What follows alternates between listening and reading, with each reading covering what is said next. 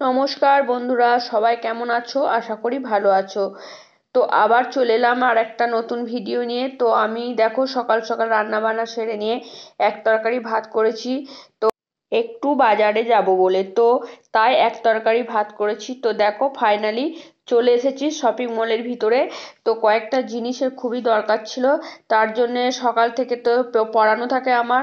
সেই বাচ্চা দুটোকে ছাড়ার পর তারপরে এক তরকারি ভাত করে তারপরে আমি একটু বাজারের দিকে এলাম, কারণ বেশি বেলাতে এলে সমস্ত দোকান বন্ধ হয়ে যাবে।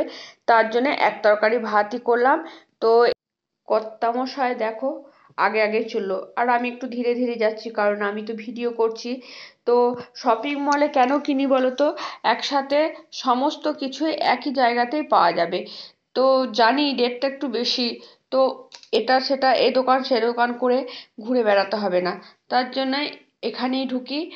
তো দেখো এত সুন্দর সুন্দর করে সাজিয়ে রাখে, দেখে মনে হয় প্রত্যেকটা জিনিসই কিনি।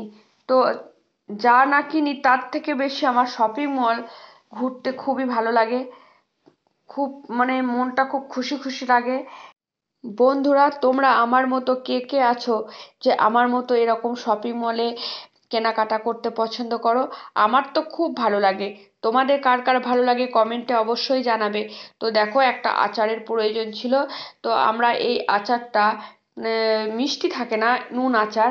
এই আচারটা আমরা রুটির সাথে, ভাতের সাথে, সব রকমই, শুধু মুখে ভালো লাগে, মুড়ির সাথেও ভালো লাগে। তো এই আচারটা আমরা একটা নেব।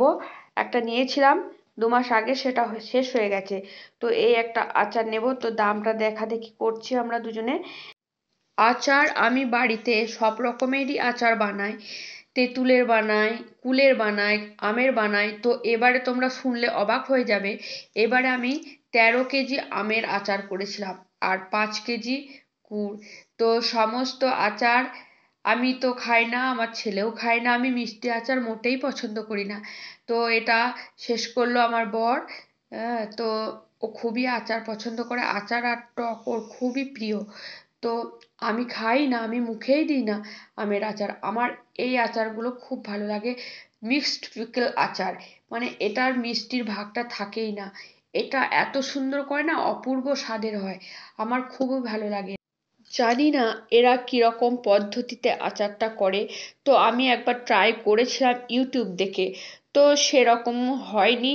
করেছিলাম, সে কৌটোর মধ্যে ভরাই আছে, এদের মতো স্বাদ হয় না।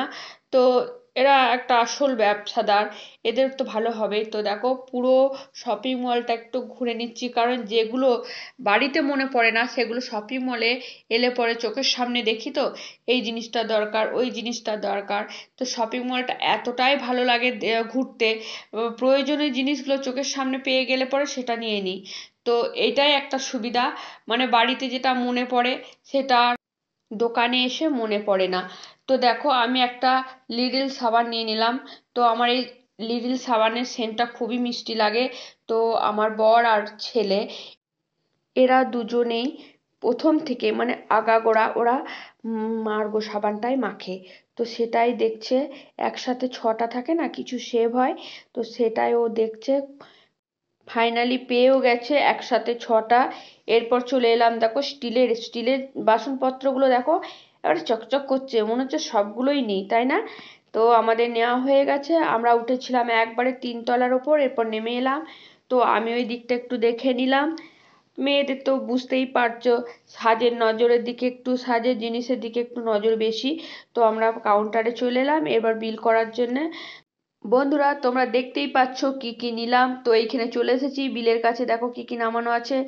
তো একটা আচার, একটা ঠান্ডা পন্ডস ক্রিম, একটা রিল সাবান, একটা সার্ফ, এই কটা জিনিসের জন্য কিন্তু আমাকে, যদি আমি অন্য কোনো দোকানে কিনতাম আমাকে 5টা যখন দোকান ঘুরতে হতো।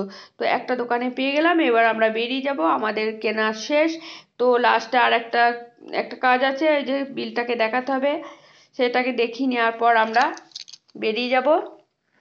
বন্ধুরা, তোমাদের ভিডিওটা কেমন লাগলো? আশা করি ভালোই লেগেছে। আর যদি ভালো লেগে থাকে একটা লাইক কমেন্ট করবে। আর আবার দেখা হবে তোমাদের সাথে নতুন একটা ভিডিও নিয়ে। সবাই ভালো থেকো, সুস্থ থেকো, এই কামনা করি। আজকের মতো টাটা। Thanks for watching.